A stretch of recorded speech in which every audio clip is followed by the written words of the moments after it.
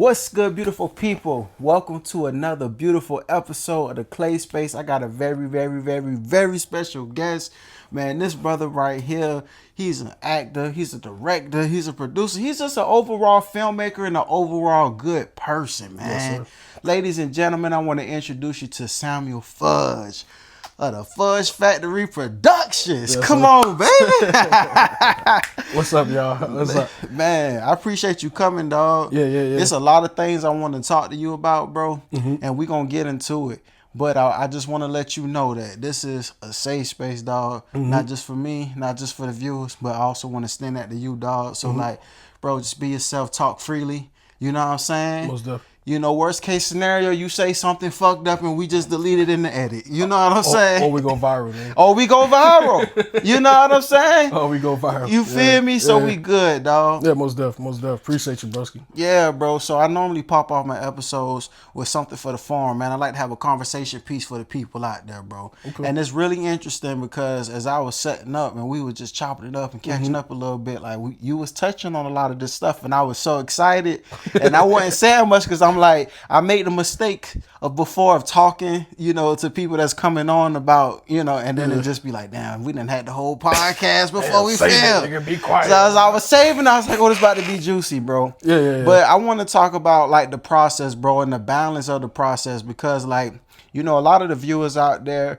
like, they may be creators or they may be entrepreneurs or doing something and pursuing their dreams, but they're not quite there yet. They still got to work a day job. They still got to find that balance between life and pursuing their dreams, bro. Yeah. And I just want to kind of just talk about you and your balance and how you are balancing that right now in your life, and if you can't give any words for the people out there listening who might be struggling with finding that balance. Yeah, the biggest thing is wait. First off, bro, I know this is probably unorthodox right now. I'm probably the first guest to ask, can I use profanity or can I use the N word? Like, what? Oh, you good? That's why I gave a whole spiel, nigga. Okay. Okay. We good, y'all. We good. Okay, cool. Yeah, cool. bro, talk Okay. freely, bro. Yeah, okay. So yeah, man, I think first off, bro, you have to be able to prioritize what is most meaningful and impactful in your life at the moment. Shit, I'm 33 years old now, but a few years ago, my priorities were completely different. Shit, like I wanted to have all the money in the world. I wanted to have all the women in the world. I wanted to have the fame, the riches. I wanted to look like a rap star, even though I was an actor. Like I wanted different things. So during that time, my grind was aimed towards those things that I wanted. I didn't care about my relationships with my family members. I didn't care about relationships with my friends. I didn't care about my relationship with God. I didn't care about. I was willing to sacrifice those things to get what I wanted, what my priorities were at that time. And now, shoot, as a 33-year-old man with a child, like now my priorities are different. I want to spend time with my son. I'm seeing how people are passing away daily, like from celebrities, nigga, to the homeless bum down the streets. And people are dying every single facts, day. bro. Facts, and, every day. You can't take life for granted, and you can't take your loved ones, and you can't take the people that love you for granted. And I'm realizing that at 33 years old. And so, like, my priorities now were completely different. My son, my family, my friends. Bro, I spent a lot of time.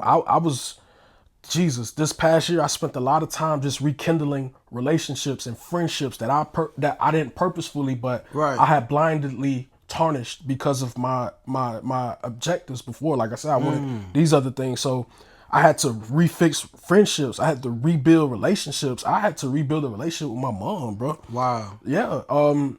Because I put other things before that, you know, before her and before the things that truly matter. And so, like I said, that's where I was then, and this is where I am now. And I'm learning and I'm noticing that now that my priorities are more centered towards the heart and centered towards God. Shit, everything is in line. It's working how it's supposed to. Opportunities are coming, and the opportunities that are coming are way more beneficial and impactful than the ones that I was receiving when I wasn't focused, driven on what I am on now. You know what I mean? The things that are coming about now are more long-term legacy driven. And, you know, and so I say that to say as advice to those out there, shit, prioritize and recognize and establish what is priorities and what is important to you at the moment. If you want the bullshit, just know you working towards the bullshit, and there's gonna come a time to where you're gonna have the bullshit and you're gonna look around and you're gonna say, damn, I did all this for this bullshit. For real. Right. And then now you gotta go figure it out. And so the best advice is prioritizing now and going towards what you want, because but at the same token, shit, don't fake it. If you want the bullshit right now, go for it. Because once you do go the right way, it's gonna always be that down in your mind. Damn, man, I ain't get all the riches I wanted. I ain't hit all the females I wanted, or I didn't go to all the clubs I wanted to go to. I ain't get on all the right people faces. So it's always gonna be in your conscience. But live life, prioritize. I also say this: the sooner you get it, the better off you would be. It took me 33 years to realize that. You know what I mean? Imagine if I would have got it at 23. My life would be in a whole different state. It would have been in a whole different direction than what it is now. You know what I mean? That's facts, bro. And I really resonate with your story too, because I went through that same process, dog. Real. Like pouring everything into my pursuit of my dreams and my career, neglecting friends, neglecting family, neglecting the people that really care for me. Most You know what I'm saying? They trying to have a conversation with me. I'm out the door. Yeah. I'm here, I'm there. I'm missing birthday parties. I'm missing important events because I'm putting this music thing over everything and everybody. And then I realized, like, I would probably say maybe about 27, 28, I realized, like, you know, I'm 31 at the time of we filming this, but I realized that, man, I want both.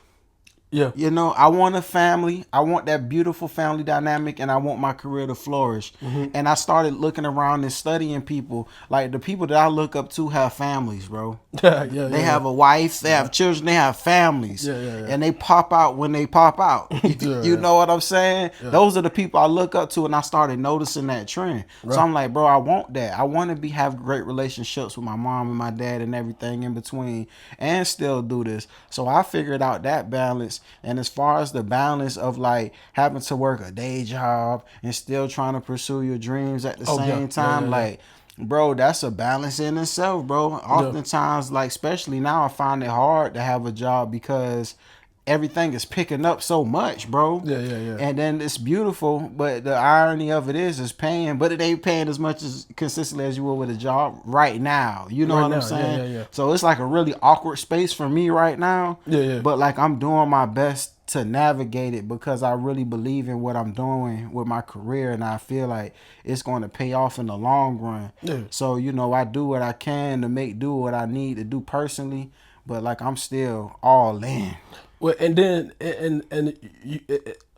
man, so when I was at SCAD, bro, like, we used to have to take, like, yoga classes and all this stuff. So and they used to always teach about the universe and you being aligned with the universe and you being aligned with your breath and you being aligned with spiritually and with God and all these things. But alignment was crucial and important. And damn, like, at 33, again, like, here's something new that I've realized, bro. Like, alignment is important. If you set a purpose in life, right? If you say that what I want to do is create influential music that's going to change the world and better mankind, that's your purpose. Right. Everything that you do in your life day by day, even if it is working a regular job, has to reflect that. It has to align with the purpose. You know what I mean? So, like, for an example, the job that I work, the jobs that I work, whatever I do, and making means, I make sure that it for one takes care of me, my family, but also aligned to my goal. My job funds my projects.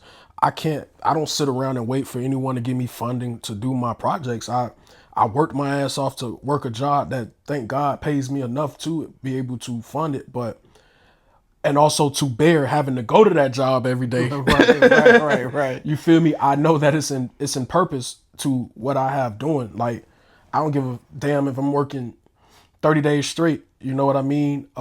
When I can put out a movie like Lotus and people around the world can tell me how it's impacted their life, nigga, those 30 days don't compare to Get what I'm saying? It don't, bro. And that's a very valid point. I read that in Rich Dad Poor Dad. Like, don't work for money, work for experience. Work for the experience. And things that like are more aligned with what you actually want to do. Yeah, And yeah. I've been for the past 2 years, I've been doing. That's why I've been working in film, bro, behind the scenes, bro. Yeah, Because I'm like, yeah, I can learn, I can be around creative people, and I can bear going here every day. yeah, bro. That's the biggest thing. Because Yeah. if it ain't like closely related to what I want to do, I'm going to fucking be depressed, dog. I'm going to hate pulling up, bro. I'm going to dread that shit, bro. Yeah, most deaf, most deaf, most deaf. Yeah, bro. What you mentioned, Lotus, and I do want to get into your films, bro. But Yeah, yeah. before we get into your films, I want to get into your filmmaking journey, bro. Cause Yeah. you from Miami, Florida, Yeah. and you a black you was a young black boy, grew up in the inner city, Yeah. like.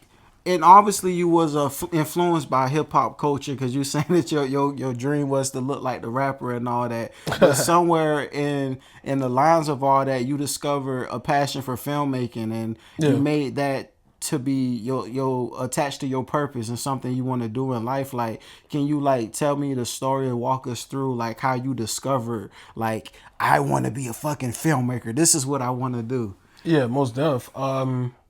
Shit, like you mentioned, bro, I come from a man. You couldn't fathom, the circumstances that I come from, bro. Just being raised by a single mother and in a an environment in which I come from, bro. It was horrific. I'm not even gonna lie. Like I had another interview yesterday, I believe, or the day before, and I had to explain this to them. Like I had to grow up at a very early age, bro. I was 7 years old, but already experiencing things that even a lot of adults hadn't been experiencing, just with life and going against society. Not going against society, but being on the other end of society's madness. We were evicted, to be specific, we were evicted from different apartment complexes, different housing. There was times, bro, we used to have to live in a hotel, and shit, eat nothing, but go to school the next day and smile like nothing happened because you don't want the other kids to know.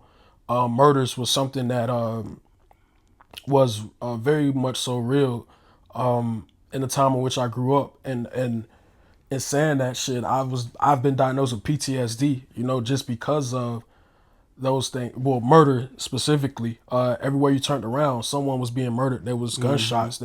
You always had to be on the lookout. And Right. I knew at a young age that death was real, and I always felt that death was around the corner. It was somewhere. I used to dread going home at night. I swear to God, my mama picked me up from school, and I would just have her drive around, all night, just so we didn't have to go home, because there was I knew that a shooting would occur.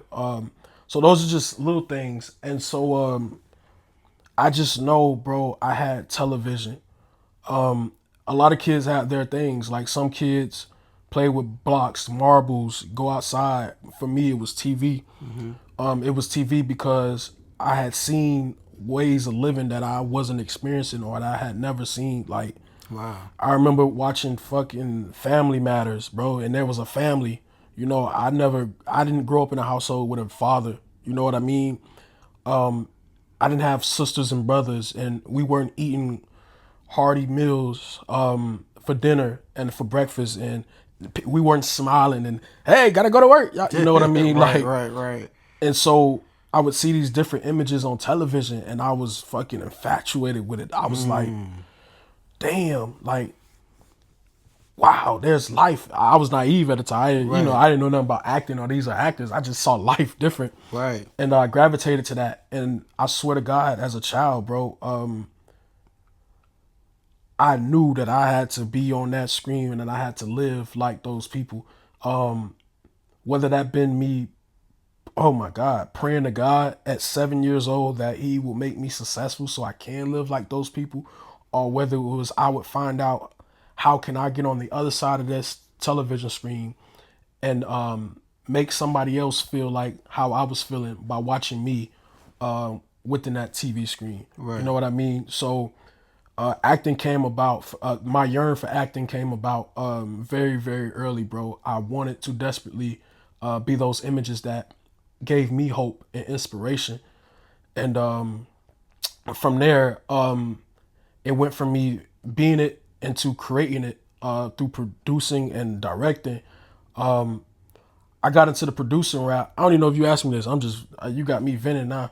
Nah, but you good, dog. You good. I went into the producing route because hey, and I'll be real. I was fortunate to go to an HBCU in college, undergrad, and then I went to SCAD for graduate school, and I love SCAD for what it did for me. SCAD taught me how to be a professional, how to professionalize my craft, and but SCAD also gave me a great sense of awareness on the industry and where people like me or like us stood within the industry. Right. SCAD taught me that I had to create my own work. Yeah, you got to, man. SCAD taught me, hey, if you want to be known on a worldwide scale, you would have to create to get that platform. You would have to create for your story to be told. You would have to create it because your story ain't out there.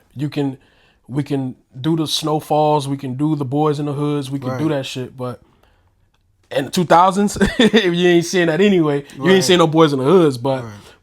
anywho, just basically taught me, man, I had to create, I had to put my destiny in my own hand. For one, I had too much talent, you know, not to be showcased to the world. But also, I had all these stories in my head that needed to be told to connect to going back to me being that little boy, being in front of a television screen, and so that desperate need of having to express myself, bro, came Lotus. Right. And Lotus, Lotus was my gift from God, literally and artistically. How the Lotus came about, probably up in the college. Someone, I can't even remember now, bro. Someone taught me about the lotus flower, and the lotus flower is marveled across the world for being the most beautiful flower. Right? It's this. Google it right now if you haven't seen the lotus flower. Google it. Look up its significance. Yeah. But the lotus flower is the most beautiful, prominent flower in the world. It's marveled for its beauty.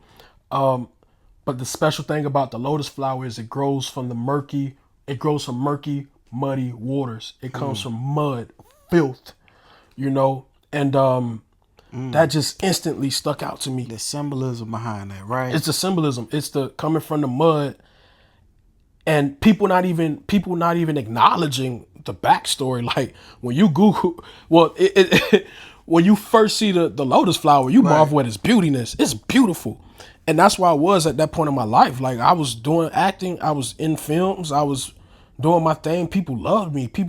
I'm talking to kids, and bro, I'm from South Miami Heights, Florida. Like I would never imagine, but parents are throwing me in front of their kids to mentor them, to guide them, to be the voice, and I'm leading adults and I'm leading movements, and people are looking to me for answers. Right. And that's the beauty, but no one knows where I came from and what I went through to get to that point, and things that I knew as a child would fucking kill me, bro. Like I didn't see myself surviving this long. I didn't see myself.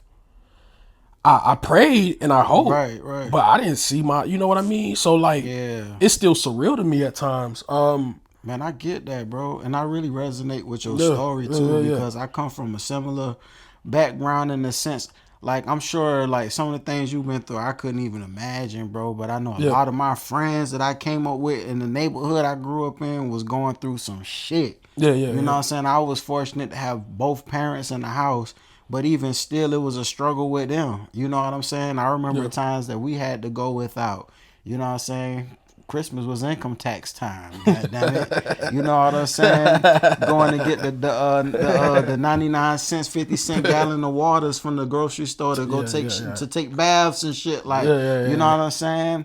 And it was like, bro, like for me as well, like my release and my escape was music, bro. Yeah, yeah. And I remember like just watching Lil Bow Wow and Lil Romeo on MTV Cribs, bro, and being young and thinking like, damn, bro, Yeah. like these niggas young and they got all of this. Now I know it was fake, but back in the day, I was just like, dang, they got all of this. I'm like, bro, if I could like do that to help my family be in a better situation, like I want to do that. Yeah. And I've always come from a musical background, so it's just natural for me to get into music because my parents, they both musicians, you know, and so it was like I went with it, bro, and I did it, and I made my mind up at 15, like, bro, this is what I want to do for the rest of my life, bro, and I'm going to make this shit happen. And bro, it's been a journey like that, bro. That's why I really resonate with the Lotus film, bro. And I really resonate with your story, bro.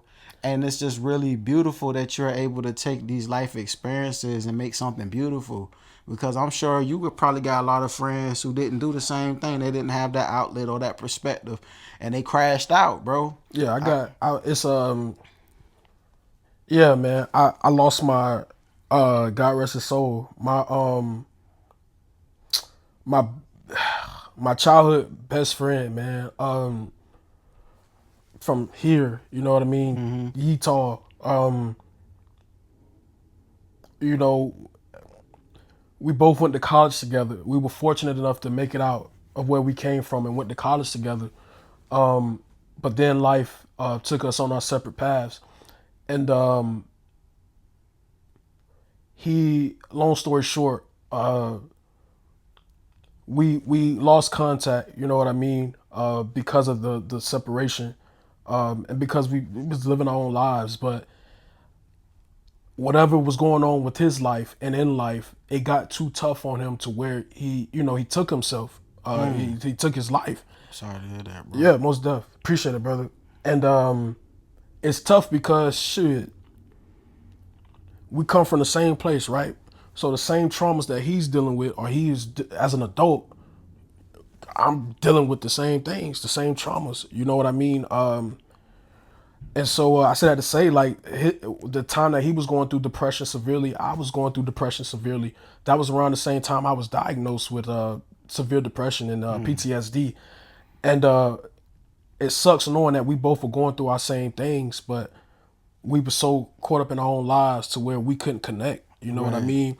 And I could have maybe been the guiding force for him, just like he could have done it for me. We could have been each other's accountability partners.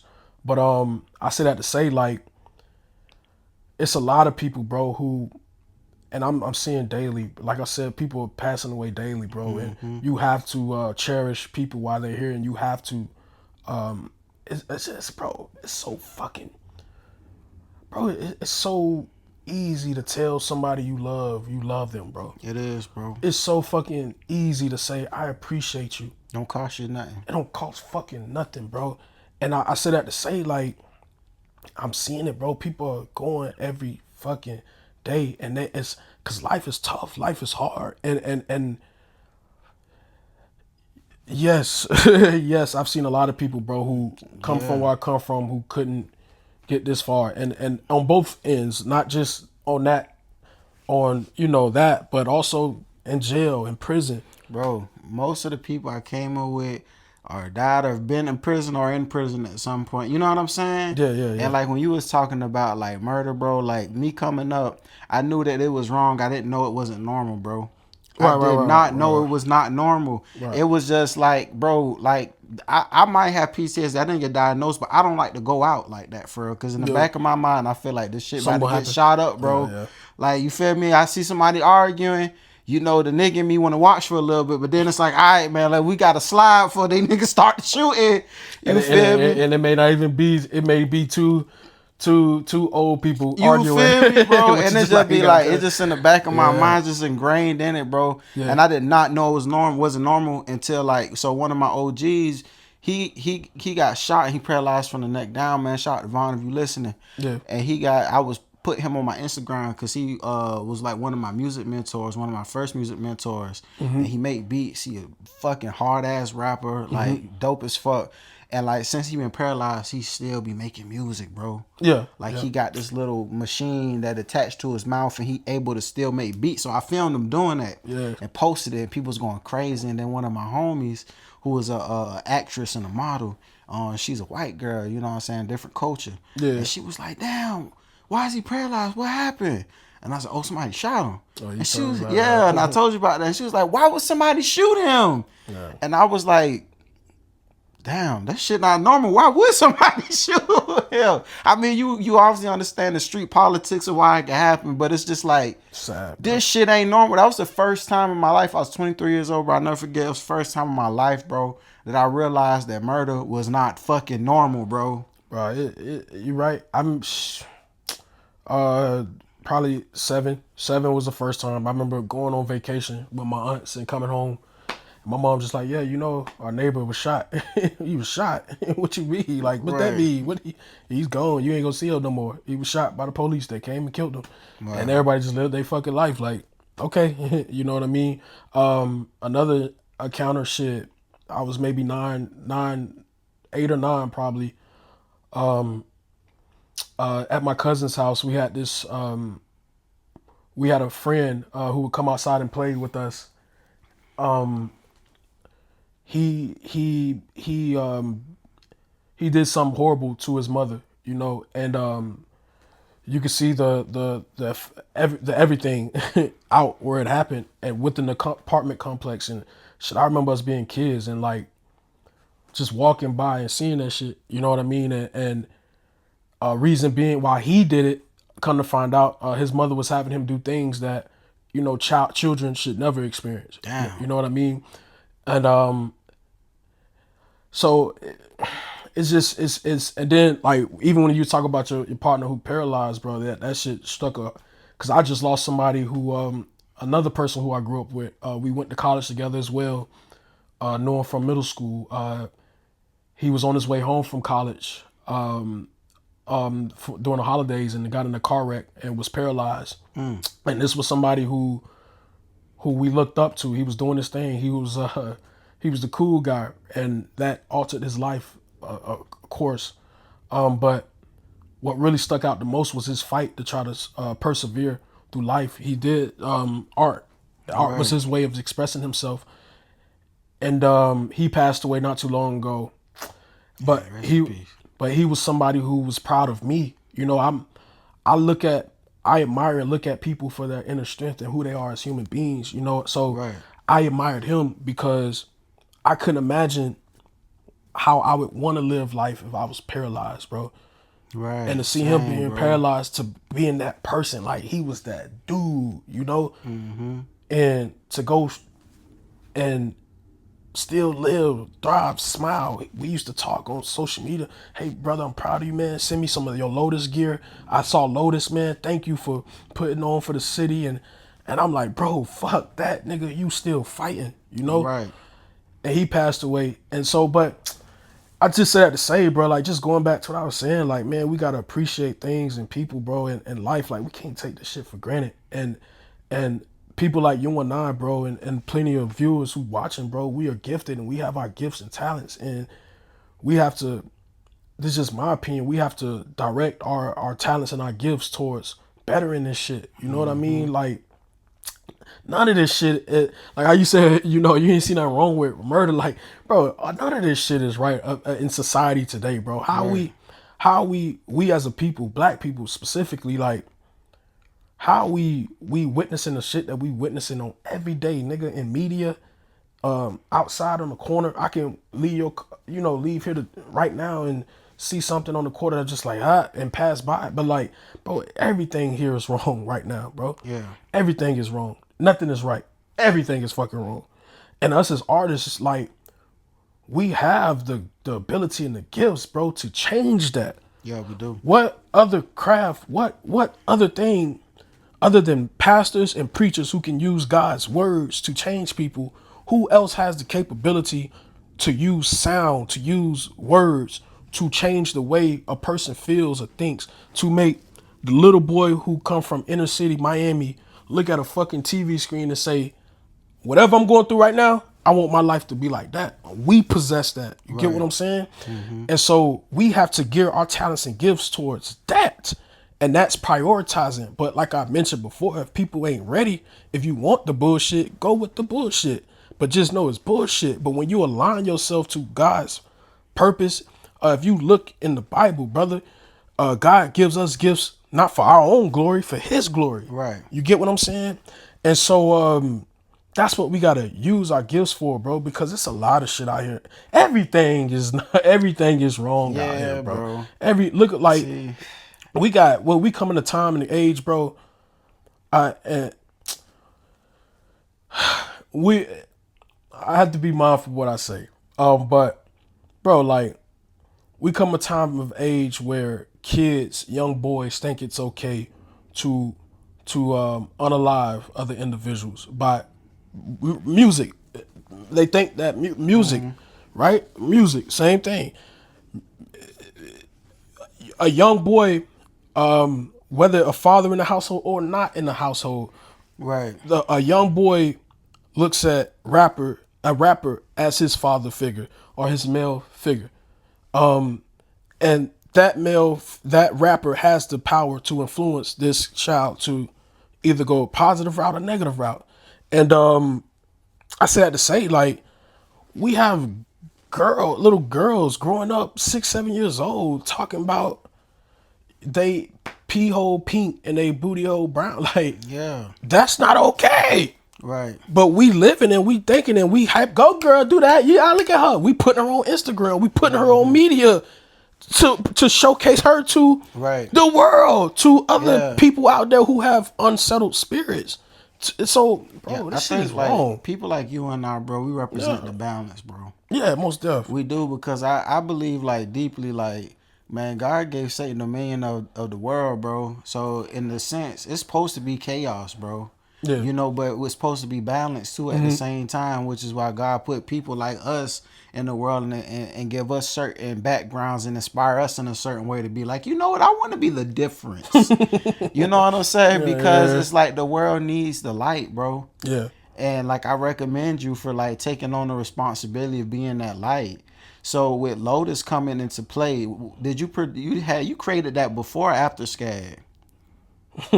Man, shit, that's my real life. It was created before SCAD. That's Yeah, yeah. it took me to finish SCAD for me to say, okay, this work is Okay, done. so now I'm gonna actually go through and execute it. That's my life. You know, Bro. I left. Remember, I mean, I left my circumstances. I left the inner city and I went to college. I chose education as my way out. Yes. You know. And that's what, and not to give too much away of the film, but that's what your character in the film do. Like, can you introduce some of the viewers to the film and just give them a breakdown of it? Yeah. Because y'all have to definitely see this. Like, it's Yeah, a yeah. beautiful film. Beautiful. Yeah. Lotus is a short film based on the life of myself, but it focuses in on a character, a young male, black male in the inner city. His name is Reed, and like myself, he wants a way out, and he utilizes education as his way out, or at least strives towards education as his way out. And within that decision he makes, you see the sacrifices he has to make as well. You see the people he has to leave behind. You see loved ones he has to leave behind. You see circumstances he has to leave behind. You see the environment he has to leave behind. And so it's definitely targeted towards the youth, but also it's universal to everyone. Yeah. What surprised me the most was the adults that reached out to me about Lotus and telling me how it impacted their life. I think we all as individuals and human beings come to points where we have to make ultimate decisions for our lives, whether it's good or bad, and knowing. Facts. And to choose from what you've always known Yeah. to something different that you're taking a chance on. You feel like this new thing could be good for you, but you don't really know what's on the other side, but you just got this hunch that it's better than what the fuck you're doing right now. It's like that's a hard decision for anybody to make, and that's why I feel like anybody could resonate with this film because we all go through that, bro. Yeah, most deaf. And you most deaf. And some of us are lucky to have those opportunities concurrent in our lives. Some people don't get a second chance to make the right decision. You know what I mean? That's true. Going back to the people we know that's in prisons and the people who's gone, you know, some of those people they was presented with the opportunity that 1 or 2 or 3 times, and you know, and that dictated the result permanently. So we are fortunate to have concurrent opportunities to change our lives and make the proper decisions, you know, to better our lives. Yeah, was it hard for you to like write that and even like to even act in that film because like you say it's pulled from real life experiences. Like was it a person in your life that you was really close to that you felt like you had to separate yourself from, or was it just like the overall metaphor of you like going to college to better yourself?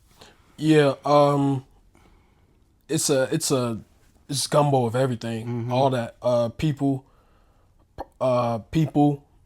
persons, community, plural, more deep myself. You know what I mean? Separate from an old way of thinking or old way of living or old way of comfortability.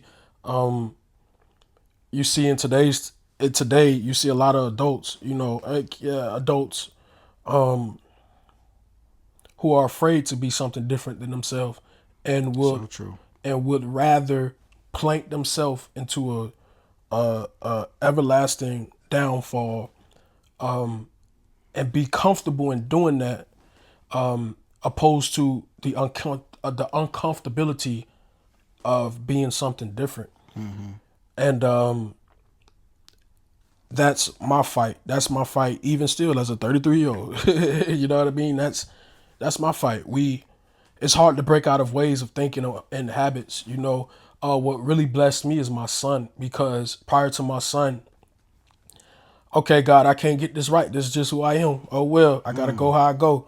You know, but now my son here, it's I gotta change for him because I gotta have to be a better human being for him. Right. Because if you want your child to be a better version of yourself, you have to show them the better version. That's so You true, get what bro. I'm saying? Where else they gonna see it?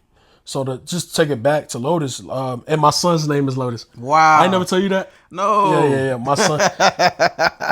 I love you, Lotus. Hopefully you see this years from now. But yeah, my son's name is Lotus. I named him Lotus. So going back to Lotus, like, yeah, going to school was my way. At the time, the community college that I was at, it was in Tallahassee, and things just weren't going accordingly. Like, I was in college. God gave me the opportunity to go to college, but yet I was still doing dumb ass stuff. You know, I wanted to be the dope boy. I wanted to sell weed. I wanted to be at the clubs. I wanted to be out, you know, get into things because I didn't know nothing else. You know, I that's all I knew. I knew when you become of age, you know, like, you know how there's bar mitzvahs, if I'm saying it right. Bar mitzvahs. Bar mitzvahs. Yeah. From where I come from, our bar mitzvah is when you 16, if you ain't got a record, you a lame, you green. You know what I mean? Right. If you ain't smoked weed or if you ain't tried to sell dope, you lame. You ain't a man. A man, Right. where I come from, is you go to jail.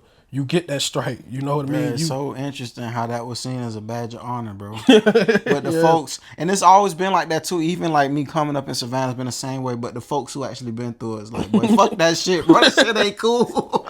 Man, you couldn't pay my ass to go to jail. I would cry in jail right now. You know what I mean? Right. But back then, like, I remember I got a DUI, a petty DUI, when I was in college. You know, New Year's. I'm not a bad person. Just it's man, New you Year. just turned the fuck up, man. I turned up. You was lit. I was lit. I was young. I wasn't 33. I told y'all 33, you know. But I got a DUI, right? And mind you, this was the first time I ever been arrested. And I was 26 maybe at that time. And my frat brothers, they, oh, man, who we need to call, bro? Who we need? Man, come on, man. I was just like, damn, like, finally, you know what I mean? And this was at 26. Wow. And I'm in grad school. Yeah. But that mentality is still like, He's like, boy, I ain't got my badge I done on. got, damn, I'm for the tell all them boys, boy.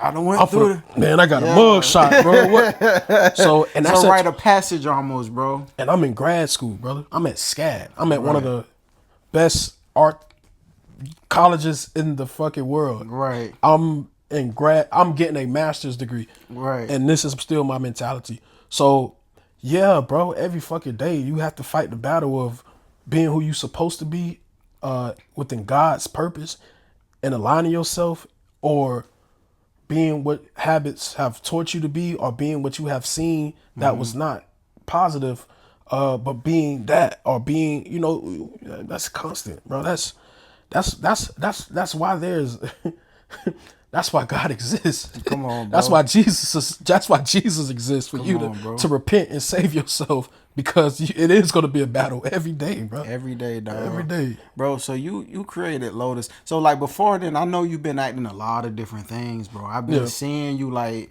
throughout the years, because I don't remember what year we met, but I remember it was because you was at SCAD. SCAD and I was in Savannah. Probably like 2016. Right. I graduated 16. Yeah, it's about 16, 17 maybe. Yeah, dog, but you've been doing a lot of work. Yeah. And then for you to actually go through the process of producing, directing, and starring in your own projects, like, can you speak on the difference between like being a part of other people's project and actually doing your own thing, bro?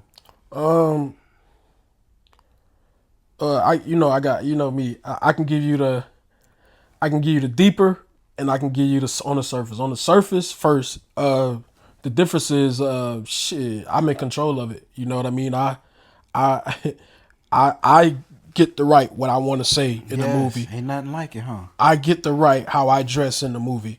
I get to say, yes, as a black man, I work a corporate job. I get to say, yes, this is a black kid in the inner city, but he is very articulate. He can speak like this. He can read Yes. on a PhD level. You get what I'm You saying? control the narrative completely. I control the narrative completely. I got tired of playing, bro. I got tired of playing slaves. I got tired of playing gangsters. I got tired of playing thug number ones. I got tired of playing shit that didn't align to who I knew who I was. You know what I mean? And also, like, I'm a boss at the end of the day as well. Like, I don't even like clocking in at a job. So I didn't like, I gotta be on set at this time. So that's just all that stuff. I just wanted to be complete control of the images, that I wanted to be in control of the images that were put out on me, because I knew that one day my son Lotus would be on this earth. I knew that he would be here. I knew Lotus would exist, and along with my other kids that I will have in the future. But I knew that they would be here, and I knew that one day they're gonna want to know who their dad was, and a great part of their dad was his art. And I knew that they were gonna look and dig and want to see dad's art. And I didn't want them to sit and find dad's art, and the images that they see is constantly of me being either degraded as a black man. I wanted them to see images in me and be prideful, and to be motivated, and to want to be a king within themselves, or queens within themselves, and strive for that, and not say that I'm a pimp because I seen daddy play a pimp. Right. You know what I mean? Right. I'm gonna talk to this woman this way because daddy did it, and Lord forbid I'm not there to defend myself, because God is gonna call me someday, and I might maybe not have a chance to say, look, son, I did it for money. You know what I mean? I can't say, look, son, this gig paid for your Pampers. You know what I mean? I may not be able to say that, Lord forbid, but I may not have the opportunity to say that. So my work would have to speak for itself to them. Exactly. Want your word to speak for itself. So for you, for me, and so I want them to see. I want to be able to tell a story through my work. I want to be able to tell stories through my work, and still fathering my children. You know what I mean? And still leading my people, and still telling my loved ones I love them. I can still do all that through my art. That's why you get a Lotus. That's why you get a Mosiah. That's why you get a 38. That's why you get, because I'm telling stories. And the deeper, before you go to the next question, the deeper purpose in I life imitates art, and I'm the type of individual, I don't want anybody else to dictate my life for me. You get what I'm saying? I am in control of my fate and destiny between God and myself. I operate off of God's commands, and He tells me how to operate my life and where to go. And that's the control that Him and I have. No Right. one else has that. And I say that to say, I'm practicing in life. You know, no one else can control my actions. No one else can control. I'm working on that. I'm working on not being influenced by other people's decisions or choices, and not allowing it to affect me. You know, and just going back to art imitating life. That's a portion of why I write, because I want to be in control of my own destiny and my own story, and without someone else dictating. I don't want anyone else to tell y'all who I am. I'm going to tell y'all who I am. Yeah. And it's not going to be any confusion. It's there. I'm giving it to you right now, Right. opposed to a major studio, Yeah. telling y'all, you know, this is who he is. I'm self-made. I'm self-built. Right. So does that change like the roles that you accept now outside of the things you produce for yourself? Like, yeah, can I imagine like you're more intentional now? Like you might even like before you might accept anything because you're like, man, I need to get my foot in the door. But now since you've been creating your own projects and you know the process, I can imagine now you're like, no, I'm not going to do that. Yeah, I don't care no more. My intentions, my purpose is I'm aligned now, brother. I'm aligned. Like what, brother? Let me tell you, man. What can a major studio do for me that I haven't already done for myself? I'm already, bro. Don't you know? As we talking right now, brother, my film Mosiah is screening in a whole different country right now. Not only is it screening in a whole nother country, it's screening tonight in L.A. You know what I mean? Yeah, That's bro. something that came. I wrote that. That came from my head. I got people all across the world who knows who Samuel Lee Fudge is. Marvel didn't do that for me. Lionsgate didn't do that for me. Lotus did that. 38 did that. Mosiah. This is stuff that I wrote with my own hands. You know what I mean? And so I don't care anymore to be a mainstream Hollywood blockbuster actor. I don't care anymore. And because it showed me I've seen what I needed to do or had to do to get to that point. I had to play to get to that point. You have to play the roles that they give you. To get to that point, you have to allow someone else to dictate your destiny and fate. To get to that point, you have to do things that are ungodly. You know what I mean? Get to that point, you have to sacrifice time from your family. You have to. All this is making sense now. I'm bringing it back. To get to that point, you have to sacrifice time with your loved ones, your family. I don't want my son to grow up and say, Dad wasn't never around because he was always in LA trying to. No, I seen Dad sit down and work his ass off and write these scripts that he produced and was funded by himself and other beautiful people like Clay, Swan. You know, I've seen Daddy. I've seen black people line up in lines just to hug Dad or to get an autograph from Dad. I did that. God did that. You get what I'm saying? So I don't care no more about mainstream. That ain't my route. That's not, and that may be for somebody else. It's not for me, but I say this to say everything that they have from going that route, I have the same thing from going a different route, but I'm way much more happier in doing Right. it. So yes, that affects the roles I choose now. Yeah, bro. Bro. So even with that, dog, like that was really a powerful statement that you just said, bro. I had chills listening to you, dog, yeah. because I feel you, dog. And it's like it's important because like what got me into film was me wanting to contribute to highlighting black culture, bro. Yeah. You know what I'm saying? I wanted to be a person that helps correct the narrative or to get the perspectives that ain't been gave yet, you know? Yeah. And so like your work is very important to me, which is why I was really excited when I was able to work with you. Yeah. For those out there who don't know, I work with Black on Demand as an acquisition manager, and I help get films on the different platforms. And you know, we help filmmakers monetize their work and get it to different places where people can see it. So, like, you was one of the first people I called because I've been seeing you work for so long and I've seen the transformation. Like, as a person I'm going through my journey and I'm coming through the same realizations, I recognize that you're going through it too. Yeah. Like seeing you play the slave. I've seen it. I seen the clip. I was happy for you. You know what I'm saying? To seeing you put out your own projects Yeah. and not the Glaze Over 38, because that's a really great film that we're working with as well. But the Mosiah project, Yeah. like bro, Yeah. bro, Yeah. like you're the first person to write an interpretation of the life of Marcus Garvey, bro, And play him. Not and play him. yeah, and play him. Yeah. That's and like and it's still that should even that experience is still surreal to me. I'm still trying to grasp it because there's so much other stuff going on as well. But bro, that's something that bro, I was young. I was maybe a teenager when I said that I was going to play Marcus Garvey one day, and Wow. I said I was going to write a story.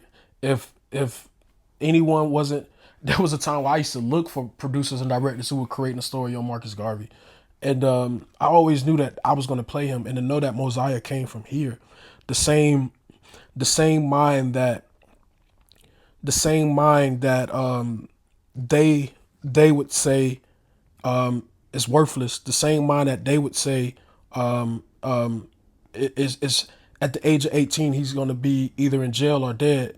The same mind that wasn't supposed to be in college or university or have a master's degree. The same mind who comes from the inner city of Miami, Florida. The same mind created something that's one the first ever to be done, Come on, bro. but also to level or connect with the most honorable Marcus Mosiah Garvey, but also to be admired across the world, bro. Like, bro, like bro, in Jamaica right now, you can't tell them I ain't. I ain't gonna compare. I don't want to compare myself to greats. I'm just Samuel Fudge, but you can't tell them I'm not great. You know what I mean? Right. And that came from here. That just came from here. But I tell you what, if I was going down the route of bullshit, if I was playing those roles that I needed to play to get me to the other route or get me to the other destination that I wanted once upon a time, there would never been a Marcus Mosiah Garvey. I'm sorry, there would never been a Mosiah. So just going back to my point of being in line with your purpose, you know what I mean? And yeah, bro, it's crucial and important, bro. It's very important. And I just go back to say, like I said before, there's nothing like God is giving me more than what I wanted, bro. God is giving me, it's to the point, I ain't even gonna lie, Clay. Maybe 2 years ago, I got to this point like a year ago or maybe 2 years ago. I was like, damn. Once upon a time, man, I just wanted to be on TV. I remember that was my only goal. I just Right. wanted to be on TV. I just wanted to be on TV. Damn, I done did that too many times. Nah. Right. Well, I wanted to be admired by my community. Damn. I mean, I got did that. that, right. Oh, shit. Let me come up with something bigger. Cause they say if you ain't dreaming big enough, man, you ain't, you ain't achieved, you ain't going towards that. So let me, okay, I want to be on a mainstream film. I want to be this. I want to have this. And boom, boom, boom. God was okay. There you go. Yeah, boom. What you? That's all you want. So then I got to the point. I was like, you know what, God, I'm yours, man. You tell me. So that's why a lot of things now I don't even anything that your biggest artist, film wise, actor wise, whatever. I got it, bro. And the only difference is mine's cannot be taken away from me. Mine's is mine's. It belongs to my child. It belongs to me. It doesn't belong to anybody else. They can't take it away when they're mad at me. They can't take it away when they don't like what I'm saying in podcasts. They can't take it away when, you know what I mean, when I say that I'm tired of being exploited and taken advantage of. To be real, like, yeah, I played a slave, right? I was a slave, but the money that I made to play a slave ain't even. Right. So you get what I'm saying? So Yeah. I paid all. Played a slave and was paid this while you got rich behind me playing a slave. Why? When I could play a king and get rich off of me playing a king. You know what I mean? bro. And so, bro, it's so many layers to it, bro. Man, so when you got it, you you went into the process of creating Mosiah because you always wanted to play Marcus Garvey, right? Yeah. And then you were looking around, seeing who's making a film about, who's making a film about, and I'm sure you seen that not really no one was making a film about. I'm not gonna lie, I didn't know until after. Yeah. I didn't even. You ain't even so. Cause that's what when I was making Fat Vegan, bro. I had the idea to do the show, right? Yeah. But then I'm like, no one's doing the vegan show. Like people have vlogs and cooking stuff, but nobody's going to restaurants and highlighting these. You know what I'm saying? Yeah, and I was like, that's dope. Yeah. fuck it, I'm gonna do it. But you wasn't even worried about that. You were just like, bro, I'm just gonna do it. Yeah, I'm just gonna do it, and I'm just gonna do it. It wasn't until the script is done. The script is done. Cause remember, like I wrote it too, so I had to wear different hats, and even with the different hats, there's processes. So while I'm writing, I'm in writer mode. I'm not thinking about what I need to do as an actor. I'm just thinking about writing. So I wrote it. But bro, why did you write it? Why did you write it? I wrote it because I just had to be in control of the story. I had to be in control of the story. I had to write it also because remember what I said when I first said that, hey, I'm gonna play Marcus Garvey someday. Right. Remember I said I was waiting for the opportunity. I was looking for people who was doing stuff on it so I could, hey man, look, I look like them. Hey man, I've been studying them, man. Come on, put me in. And like, damn, ain't nobody out here doing this. You get what I'm saying? Right. And so that's what made me that's what made me write it. That's inspired me to write it. But then when I went into actor mode to where I'm like, okay, I need to actually study. So I went to look for resources to study from. And that's when I realized, oh, you know why it ain't nothing? Because, nigga, this is the first. You were the first, like. Trailblazer, dog. Nigga, I'm searching. Now I'm searching. I'm like, wait. Nobody in Jamaica? Nobody in Africa? Nobody. Wow. So you get what I'm saying? And so, but I never, with that, bro, I never said, man, I'm going to be the first to do this.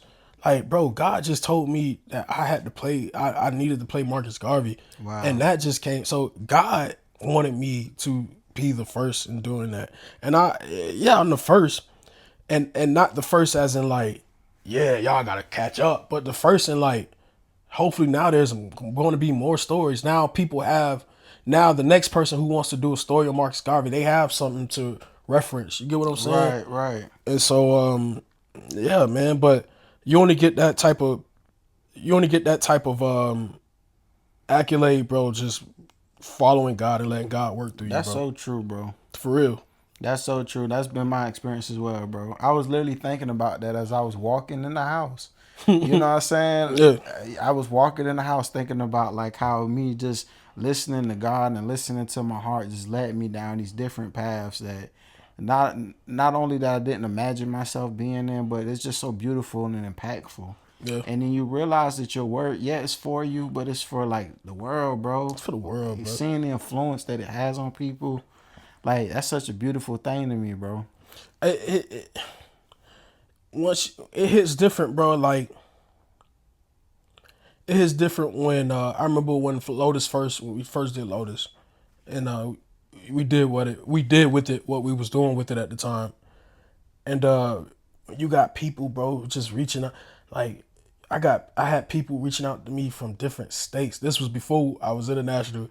But people was reaching out to me from different states and saying, these people look different than me. I'm talking about, Right. And just like, man, your movie, man, it really changed my way of thinking. Like, and I appreciate. I needed this at this time of my life. Like, and bro, and you know what too? I think that inspired that yearn for that. Remember, I'm a theater actor first, so I started off in theater, and you know, in theater, you're right there with the audience. You know what I mean? It's no recording it and then you're putting it out and then seeing how the audience reacts. You're right there with the audience, and you're getting that instant reaction right away. So when you're doing something influential and impactful in your performance, you see what it does to people right there. And so I guess that just I guess within theater it built that yearning desire for me to see impactful, effective, right away reactions, and seeing that from people, man, it changes your way of thinking, bro. It does. It does. It takes a different, like you just said, man. You said, you reflected and said, you know, our work isn't for ourselves; it's for the world. And it takes a different individual to see and to understand that, and to say, you know, what I do ain't for me. It's for the people. You know what I mean? And that's what makes you immortal. That's what makes you Tupac status. That's what makes you you know Yep, what I mean? yep, That's yep. when you're doing it for the world and it's not for yourself, brother. It goes beyond, you know. It definitely goes beyond, bro. And bro, I'm so happy for you, bro, and all the success Appreciate it, that brother. you've been getting for Mosiah and everything else, bro. Like 38 Lotus is gonna be on Tubi. November. Like bro, come on, bro. That's huge, dog. Like, Lotus on Tubi in November. Just be come on the on, lookout. bro. It's Tubi. that's crazy, bro, because it's like that's I'm just so excited for the world Yeah. to see your work, that your work. You My know work. what I'm saying? The things that come from your mind, your heart. I'm so excited for the people to see that. And it's like, Mosiah, right now you're going through the film festival markets, right? Yeah, slowly fading out the festival route, and now we're internationally targeting universities, primary schools. I think that's what it's called. I'm sorry, I'm still learning how things work over in other countries, but we're targeting schools and universities internationally, and youth organizations. Wake Up Jamaica is one. That's what we had the screening in Kingston not too long ago, and some other youth organizations. But right now, we're transitioning to the colleges, the youth, more specifically. Bro, that's beautiful. And I can't wait until, like, you know, just everyone gets to see it, bro. Everyone here in the States, because, bro, like, you have a beautiful mind, bro. You have a beautiful spirit, dog. Yeah, And, appreciate like, it. God definitely has a calling on your life. Like, you might have thought it was just starting off with you being an actor, but it's way bigger than that, bro. Yeah. And you're going to bless a lot of people, and you're going to give a lot of people opportunities to chase their dreams and live their dreams as well, bro. Yeah, And I see that for you, bro. I appreciate it, see bro. that for you. Like, and this is all just the very beginnings, the foundations, of everything that is to come. And I'm just so thankful that I had the opportunity to sit down and talk to you in this Appreciate it. space and time, bro. Yeah, appreciate Yeah, it. dog, because I already know it's up from here, bro. It's all up Yeah, from here. yeah. It's where God allows it to be, or what God wants it to be. Yeah. It ain't. It's. I'm in control of. I'm in control of what God only allows me to be in control of my story. You know what I mean? Like I said, I operate off of His command. If He tell me to do it, I do it. If He tell me don't, I don't. Facts. If He say, God can say tomorrow, I just want your career to be where it is, and that's that. I want you to do something else. I have to be obedient and follow that. So honestly, people have to give thanks to God for that, because Right. I'm outside of that's in God's control of hands. Mosiah, that's God. 38, that's God. Lotus is God, and ultimately that's who I give thanks to. So if anything, take from my story and my journey is that God is real, and just as impactful God can be within my life to other people out there, He could do the same in your life as well. You know. Bro, amen, Ashe, namaste, all that to that. Thank God for Samuel Fudge, boy. Look here, bro. I What's that? appreciate you. Thank you, The brother. world, we Thank you, need brother. you. We got you. Yes, sir. And, bro, continue the great work, dog. Thank you, brother. Bro, and I appreciate all the viewers out there for listening, for watching. This has been another great episode of the Clay Space, man. My dog with me, boy, Samuel Fudge Factory, bro. Come on, dog. The first person ever to write Oh my and God. goddamn play Marcus Mosiah. Come on, dog. Come on, bro. Yeah, bro. I love y'all. And until next time, peace. Peace.